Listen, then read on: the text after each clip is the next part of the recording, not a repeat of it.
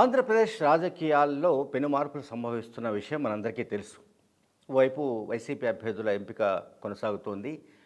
గెలిపే ప్రామాణికంగా సామాజిక సమీకరణల నేపథ్యంలో అభ్యర్థుల ఎంపిక చాలా జోరుగా సాగుతోంది. ఈ నేపథ్యంలో హైదరాబాద్కు సంబంధించిన రాజనీతి స్ట్రాటజీస్ అనే సంస్థ ఒక సర్వే నిర్వహించింది. ఆంధ్రప్రదేశ్లోని మొత్తం 25 పార్లమెంటు సెగ్మెంట్లలో ప్రతి పార్లమెంటు సెగ్మెంట్లలో 2 అసెంబ్లీ నియోజకవర్గాల చొప్పున వాళ్ళు సర్వే చేశారు. ఆ సంస్థ సర్వే చేసింది రాజనీతి స్ట్రాటజీస్. ఈ సంస్థ సర్వేలో తేలింది ఏంటంటే, సంక్షేమ కార్యక్రమాలు ఏవైతే జగన్మోహన్ రెడ్డి గారి ప్రభుత్వం అమలు చేస్తోందో ఆ కార్యక్రమాల ద్వారా లబ్ధి పొందుతున్న వాళ్లలో 65% పైగా జగన్మోహన్ రెడ్డి గారి వైపు ఉన్నారు. 65% పైగా సంక్షేమ పథకాల లబ్ధిదారులు జగన్మోహన్ రెడ్డి గారి వైపు ఉన్నట్టుగా ఈ సంస్థ సర్వేలో తేలింది. ఇంకొక అంశం ఏంటంటే, ఓవరాల్గా అంటే ఓట్ షేర్ ఎంత ఉంటుందని జనరల్గా ఏ సర్వే సంస్థ అన్నా చెప్తుంది, అంటే సర్వే తర్వాత. అందులో భాగంగా రాజనీతి స్ట్రాటజీ సంస్థ చెప్తున్నది ఏమిటంటే, 48% ఓట్ షేర్ అంటే ఓటింగ్ పర్సంటేజ్ ఎవరికి, జగన్మోహన్ రెడ్డి గారి వైపు, వైసీపీ వైపు 48% వ్యక్తులు అంటే ఓటర్లు సానుకూలంగా ఉన్నట్టు ఈ సర్వేలో తేలింది. ఇక తెలుగుదేశం పార్టీ విషయానికి వస్తే ఆ పార్టీకి 35% ఓట్ షేరు వస్తున్నట్టుగా ఆ సర్వే చెబుతోంది. ఇక జనసేన పార్టీ విషయానికి వస్తే కేవలం 7% ఇస్తోంది. మనకు 2019లో కూడా గమనిస్తే అప్పుడు కూడా ఆల్మోస్ట్ ఇన్ అండ్ అరౌండ్ 7% వరకు జనసేన పార్టీకి ఓట్ షేర్ లభించింది. సరే, ఇప్పుడు జనసేన పార్టీ చాలా క్లెయిమ్ చేసుకుంటోంది, మాకు 25% పెరిగింది, లేదంటే మా గ్రాఫ్ 30 దాకా పెరిగింది, లేదా రకరకాల లెక్కలు చెప్తున్నారు వాళ్ళు. నాగబాబు కానివ్వండి, లేకపోతే నాదెళ్ల మనోహర్ కానివ్వండి, లేకపోతే పవన్ కళ్యాణ్ కానివ్వండి, జనసేన పార్టీకి సంబంధించిన అగ్రనాయకులు అనుకునే వాళ్ళు చెబుతున్న లెక్కలు ఏమిటంటే, మా గ్రాఫ్ అంటే మా ఓట్ షేర్ బాగా పెరిగిపోయింది అని వాళ్ళు చెప్తున్నారు. బట్ ఇక్కడ ఈ సంస్థకు క్రెడిబిలిటీ ఉందని మనం ఎందుకు అనుకోవచ్చు అంటే, 2023 నవంబర్ చివరిలో జరిగిన తెలంగాణ అసెంబ్లీ ఎన్నికలకు సంబంధించి ఆ సంస్థ అంటే ఈ రాజనీతి సంస్థ ఇచ్చిన సర్వే రిజల్ట్స్ ఏంటంటే, ఆల్మోస్ట్ 61 సీట్స్ అంటే అవుట్ ఆఫ్ 119 నియోజకవర్గాలకు గాను 61 అసెంబ్లీ స్థానాలను గెలుచుకొని అధికారంలోకి వచ్చే పరిస్థితిలో కాంగ్రెస్ ఉన్నట్టుగా సంస్థ తెలియజేసింది. అందువల్ల ఆ సంస్థకు క్రెడిబిలిటీ ఉన్నట్టుగా మనం భావించవచ్చు. సో కాంగ్రెస్ పార్టీ 61 కంటే అంటే ఆ సంస్థ చెప్పిన దానికంటే ఇంకొక 3 స్థానాలను ఎక్కువగా గెలుచుకుంది, అది డిఫరెంట్ మ్యాటర్.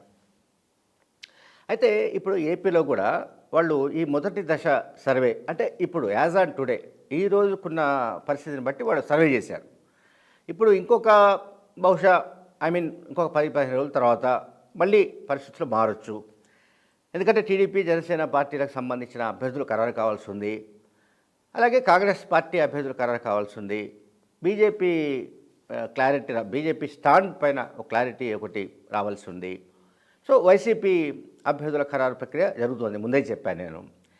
ఈ కాంటెస్ట్లో నేను చెప్పాల్సింది ఏంటంటే, వీళ్ళు ఎన్ని చేసినా కూడా అంటే టీడీపీ, జనసేన లేదా ఇతరత్ర వైసీపీ వ్యతిరేక రాజకీయ శక్తులు ఎవరు ఎన్ని ప్రయత్నాలు చేసినా అల్టిమేట్గా ఏవైతే వెల్ఫేర్ స్కీమ్స్ పెద్ద ఎత్తున ఆంధ్రప్రదేశ్లో అమలవుతున్నాయో, సంక్షేమం అండ్ సోషల్ జస్టిస్ అంటే సంక్షేమం, సామాజిక న్యాయం, ఈ రెండు కూడా జగన్మోహన్ రెడ్డి గారికి కవచ కుండలాలుగా ఉన్న విషయాన్ని మనం మర్చిపోరాదు.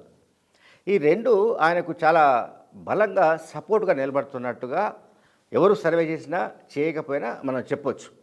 సో సర్వే సంస్థని మనం ఎందుకు ఉటంకిస్తాము, లేకుంటే ఎందుకు ప్రస్తావిస్తామంటే, ఒక ఏజెన్సీ ఒకసారి చేసిన సర్వేలో ఈ రకంగా రిజల్ట్స్ వచ్చింది, ఈ రకంగా వాళ్ళు ఓట్స్ చేసి చెప్పారు, ఈ రకంగా ఈ పర్సంటేజ్ ఇటువైపు షిఫ్ట్ అయ్యే అవకాశం ఉంది అని మనం చెప్పడానికి ప్రయత్నిస్తాం.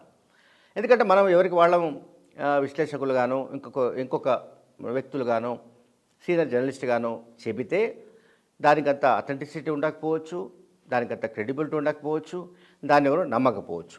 సరే, కమింగ్ టు రాజనీతి స్ట్రాటజీ సంస్థ.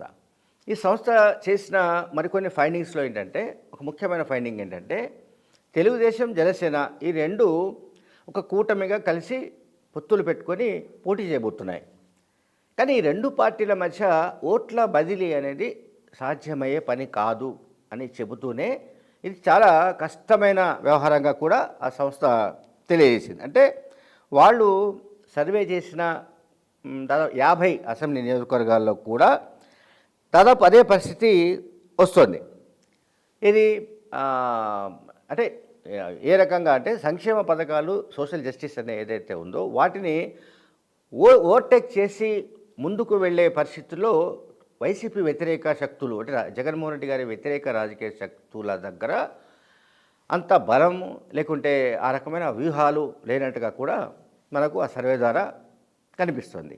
అందువల్ల ఏంటంటే ఈ బదిలీ అనేది ఏంటంటే ఈ కాపులు, కమ్మ సామాజిక వర్గం ఈ రెండు సామాజిక వర్గాలకు దశాబ్దాల తరబడి ఉన్న వైషమ్యాలు కానివ్వండి, లేకుంటే దశాబ్దాల తరబడి వాళ్ళ మధ్య రగులుతున్న వైరం కావచ్చు, వగైరా వగైరా చాలా వ్యవహారాల కారణంగా, చాలా ఇష్యూస్ కారణంగా ఈ రెండు పార్టీల మధ్య ఓట్ల బదిలీ అనేది అంత సులభం కాదు అని కూడా రాజనీతి స్ట్రాటజీ సంస్థ తేల్చింది.